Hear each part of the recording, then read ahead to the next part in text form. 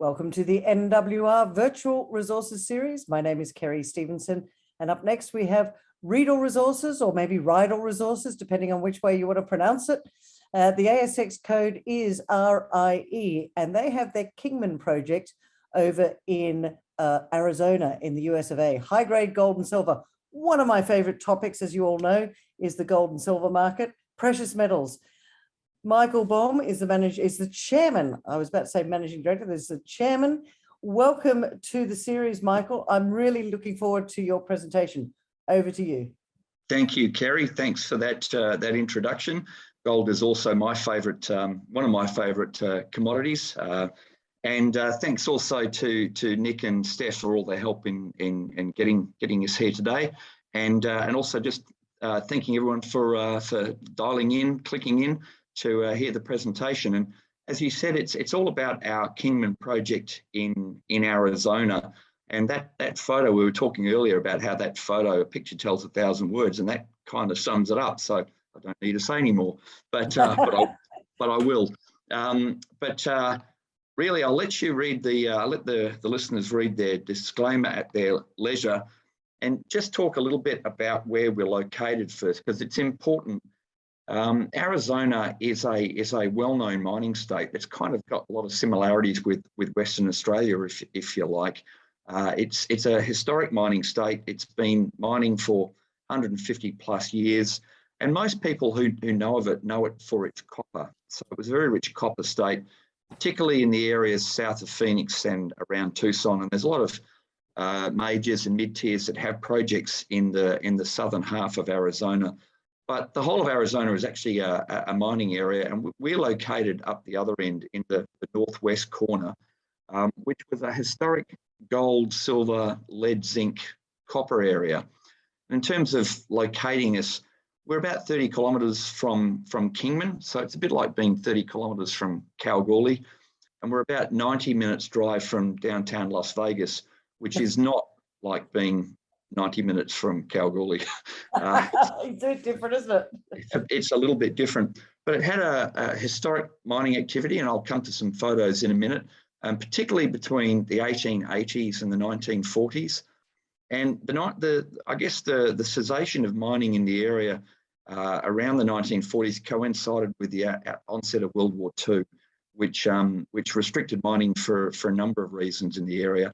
And really, the area wasn't the subject of much work from an exploration or resources perspective until so a little bit of drilling back in the 1990s, and then some diamond work that we did in 2019, and then more recently the large RC program, which we did early this year, which I'll talk about. And whilst there's a number of areas we worked in, Tintic was, I guess, the standout for us, and I'll spend a little bit of time on Tintic during the presentation. I said it before, this is my favourite slide.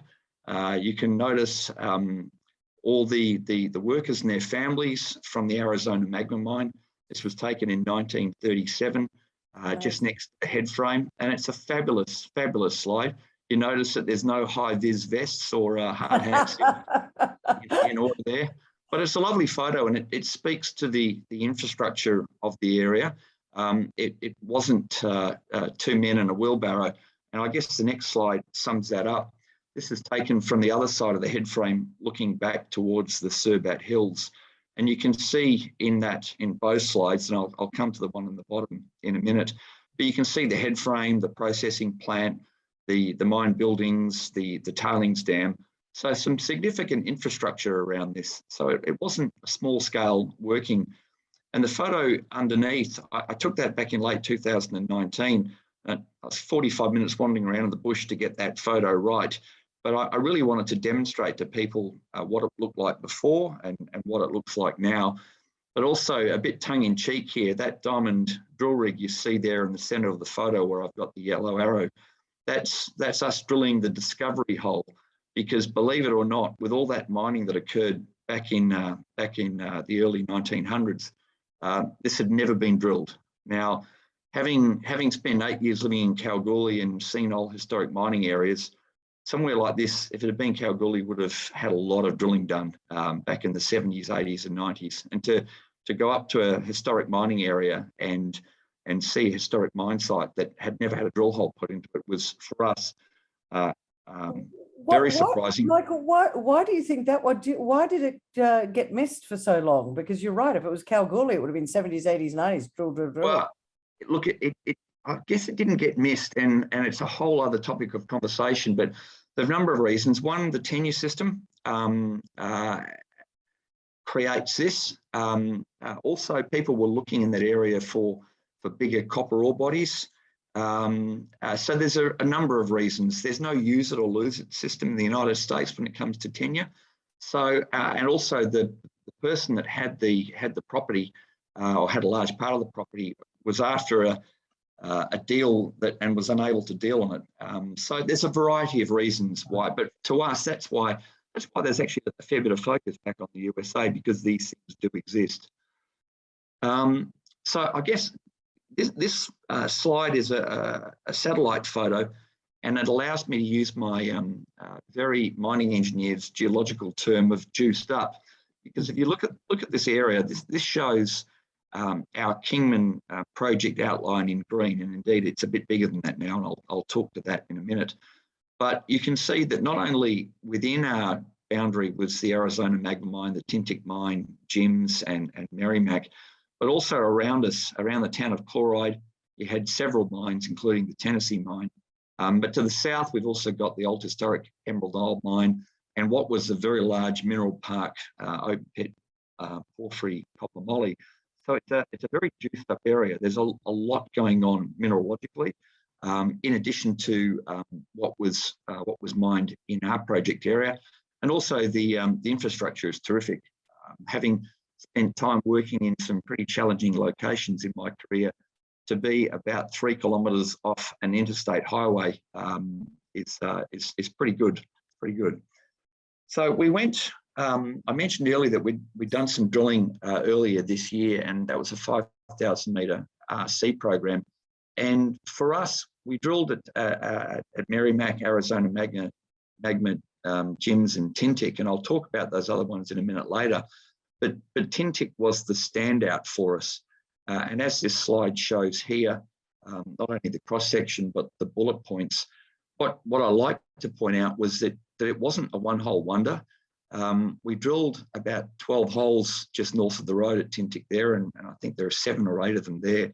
And they all returned high-grade gold results, not only the standout, which was that 3.8 metres at 98 grams a tonne, but several 15s, 11s, 4s, which are high grade, but also some outstanding silver results as well. And whilst we are very much a gold project, the silver is we have high grade silvers, and there's a lot of lead zinc as well, which we've mentioned in previous announcements. And it's worth remembering that. But that area of focus led us to say, okay, well then what's happening to the south? Because we'd only drilled the top, I guess, 200 metres.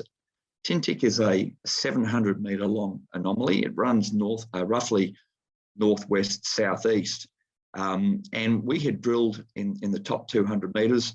Again, I've just reiterated those intercepts so people can see it on the same slide. But the southernmost hole was hole 4, and that was where we hit that 3.8 metres at 98 grams a tonne. So that led us to question, all right, what next? We know that we've got 500 metres of anomaly heading to the south at Tintic. So we really wanted to go and drill it. And that's where we're drilling now. As we speak, we've got Fort Longyear on site with an RC rig, and we're drilling that area along strike to the south of that very high grade zone we hit earlier this year. And that plot that you see there in this slide, that comes from the announcement we made to the market last week. So we can just really demonstrate to people that where we said we'd go and drill, we are indeed drilling. So that ellipsoid, if you like, is our target area, that 500 metres of the bottom part of the Tintic zone. Again, we hit the high grades in the north there. So those I guess, purpley holes are where we're drilling to the south of the road. And that's RC work. We've drilled 23 holes to date. That's 11th of October. We're continuing as we speak, and we'll wrap that drilling up this month. And the results, we've got some of the samples in the assay laboratory up in Nevada at the moment, and we're hoping to get our first assay results back in mid to late June. Now that, of course, is subject to the assay laboratory turnaround times. You said mid to late June. I think you mean mid to late November. November, sorry. Yes, that's all right. Mid to late November. The assay turnaround times at the moment has been a bit slow, but we're not alone there. There's a lot of companies with the same situation. But we're hoping by mid to late next month we'll get our first results from that drilling at Tintic. And I mentioned the Tintic zone, that 700-metre long anomaly, and you can see it on this slide here. And whilst I guess I don't want to dwell on geophysics, it's a really powerful tool from what we're seeing here at the Kingman project, because that purpley blue zone that you're seeing there represents the gabbro that we're seeing in our drilling, and we believe our mineralisation is heavily associated with the gabbro that's running through there. But what is interesting is you have an almost 100%, indeed, it's 100% correlation between the historic mines that were mined from the 1880s to the 1940s at the project area, and that gabbro unit. You know, everywhere we're seeing that gabbro unit, we're seeing those mine sites, and it's a very, very important targeting tool from an exploration perspective, because we can go and focus our area. And originally we focused on Arizona Magma, Merrimack, Jims and Tintic earlier this year, and all that drilling hit mineralisation, and we were very excited with those results. And Tintic is where we hit all that high grade. So we're going back at Tintic, and as I said, we're drilling that area now, which is that 700-metre anomaly at Tintic. But its project is not just all about Tintic, and I will spend a couple of minutes there, Kerry, just talking about some of the other areas. Everyone got very excited, as did we, about the 3.8 metres at 98 grams a tonne. But at Merrimack, we hit 18 metres at 2.2 grams a tonne gold with some associated silver. And for us, that was a great result. Now, it didn't excite the market because everyone was focused on Tintic, but it just showed that this is not just about one area of our project. We've got 7 or 8 kilometres in the north-south direction and 3 kilometres in the east-west direction. And everywhere we go there with our drilling, we've hit mineralisation, and we've also hit it at Arizona Magma, Starlight and Helen May. But we're also seeing it to the south, where we've done rock chip sampling. And, you know, as we know, when you go looking for rock chip samplings, it's nice to hit grade, but to be able to go to some new areas that we staked to the south and southeast towards the old copper and very large copper mine down there at Mineral Park, and to get 8 grams a tonne gold, 5 grams a tonne gold, 120 silver, 140 silver. It's really exciting, and noting that these areas have never been drilled. So they've been sitting there for forever and have never seen a drill rig. So we've gone and taken surface samples. We'll be following up with more geology work on surface. And next year we'll be looking to tackle those areas.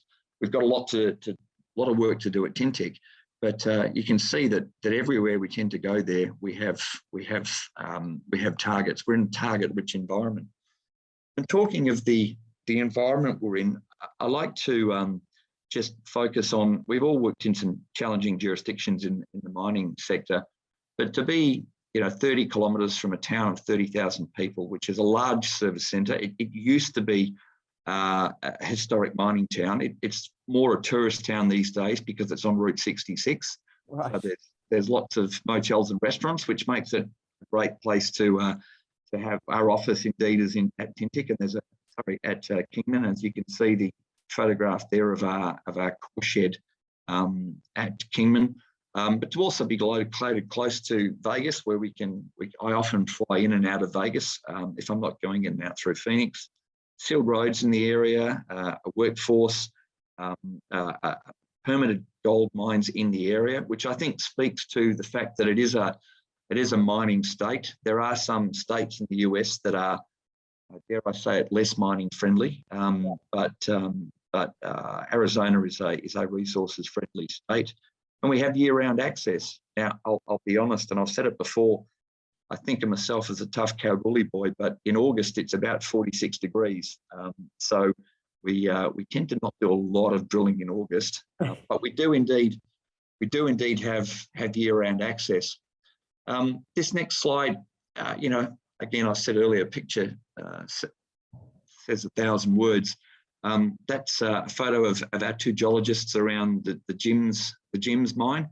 I would note that we have taken it upon ourselves to fence that off from a safety perspective.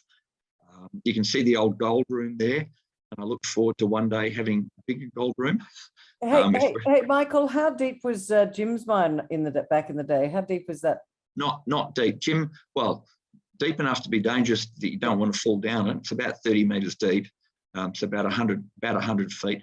Arizona magma, which is the photo in the bottom left-hand corner, that was 500 feet. So that's 150 meters, which is it's not shallow.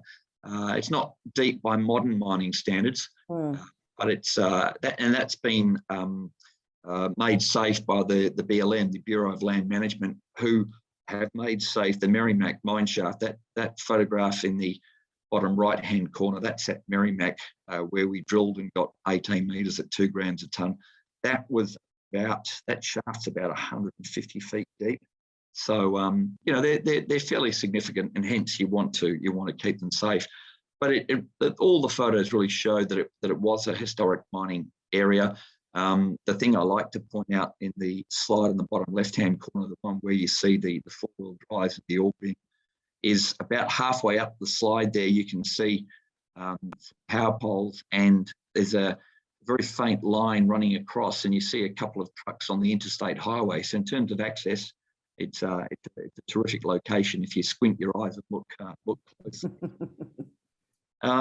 So I guess in summary, high-grade gold, high-grade silver, some lead zinc, shallow depths was terrific because from a junior's perspective, we're not drilling holes that are 400 or 500 meters deep. Most holes are, 30, 40, 50, 100 meters deep. Also means that should we be successful in moving on to a resource drill out stage and a study stage and a mine development stage, drilling shallow holes is cheaper. We have a lot of strike extent, not only at Tintic, where we've got a 700 metre long anomaly with high grades over 200 metres, but the whole area is a target-rich environment. It's worth dwelling on the fact that we pride ourselves on delivering. So in this time of COVID, it's frustrating that I can't travel, but the beauty is that the only gringo is me. Everyone else is based in the US. We've got a team of geologists on site. We use Boart Longyear, who are a great drilling company. They like drilling for us because we pay our bills on time. But we've got a good project location. We're very easy to get to. Our team do a great job. We raised money in December last year, and on the 26th of January, we were starting a 5,000 metre drill program. Very supportive. The BLM have been terrific to deal with.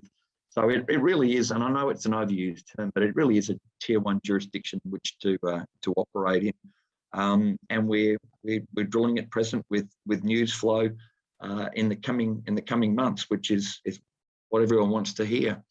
I won't dwell on the next slide. That's one of those PR slides that you have to come out with these days. But that's us in a nutshell, Kerry. Michael, thank you very much. I do have questions on screen, questions from me as well.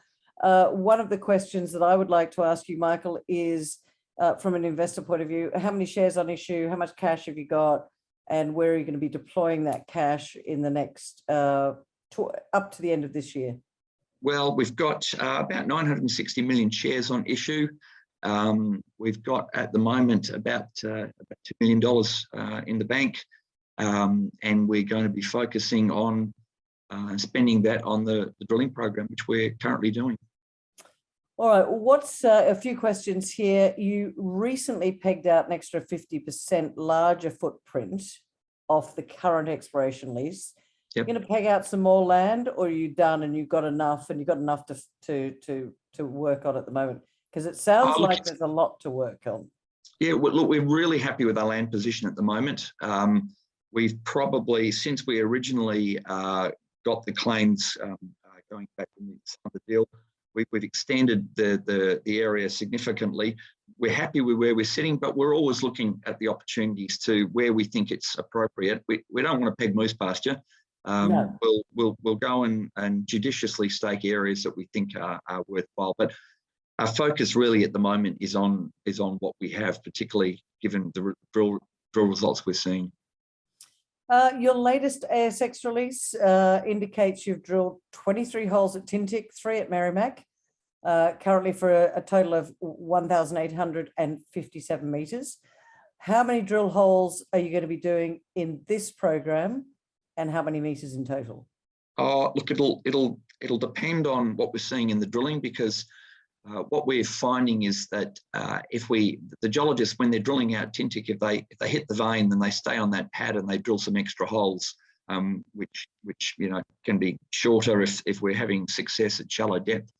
Look, I'll take a punt and say that we'll probably end up with about 50 holes, roughly, and up to 5,000 meters. And so the news flow from an investor point of view, because what I'm looking at is the upside. Where's the excitement? Is it going to be in understanding a little bit more at Tintic? Because it sounds to me that could be high grade with the possibility of some good discovery holes there. Is that your main focus, Tintic? Because you've also got, you've got Merrimack and you've got some other ones around there. So is Tintic your main focus at the moment? Kerry, as part of this program, Tintic is absolutely our main focus. Whilst we love the whole property and we're excited about what we're seeing elsewhere, you can't ignore those very high grades that we saw earlier in the year. So this program, 90% of the holes, plus 90% of the holes are going into Tintic, along strike and down depth, to really try and unlock, I guess from a phase 1 perspective, what's happening there. And that'll be the news flow over the coming months. The drilling that we're doing, we started last month, this month, and then the results flow in November, December, and through into January, and we'll see what those results tell, and the drilling that will continue from there, subject to those results. Are you finding gold at surface, and how deep are you going to go in this current drill program? Yeah, we find just about everywhere we've sampled on the property, we find gold, which is just a great thing. It's a target-rich environment, and we've said that in our ASX announcements. The deepest hole we're drilling in this program is probably 150 meters deep. That's the deepest. Most of our holes are in the sort of, let's call it 50 to 120 meters depth range. And I noticed that when during your presentation, you showed us an area which from looked like there was going to be some high grades right across this area of land that you've got. Tintic is quite a large area for you to focus on. Do you think you should go deeper, or are you going to just stay at that sort of 50 meters because you really want to understand what this is going to deliver? No, we will look to go deeper. What we're looking to do at the moment with Tintic, and as I mentioned, some of the holes are 120 meters deep. What we're looking to do at the moment is understand. We've got a 700 meter long anomaly. Understand what's happening along that whole 700 meters, and understand what's happening in the top 100 meters, because we don't want to go drilling 150, 200 meter deep holes into the wrong spot. We really want to use our money wisely and drill where we've got the best chance of success. All right, Michael, we've almost got to finish up now. 3 reasons why you think that investors should take a look at Riedel Resources right now. Look, grade, and grade, but also, gold, great jurisdiction, tight little company that's well run. Well run. Thank you very much, Michael, Chairman of Riedel Resources. I wish you all the best with the next drilling. Lots of news coming up, ladies and gentlemen. Check them out. ASX code is RIE. Michael, Thanks, great Kerry. to chat to you today. Thanks, Kerry. Thanks, everyone.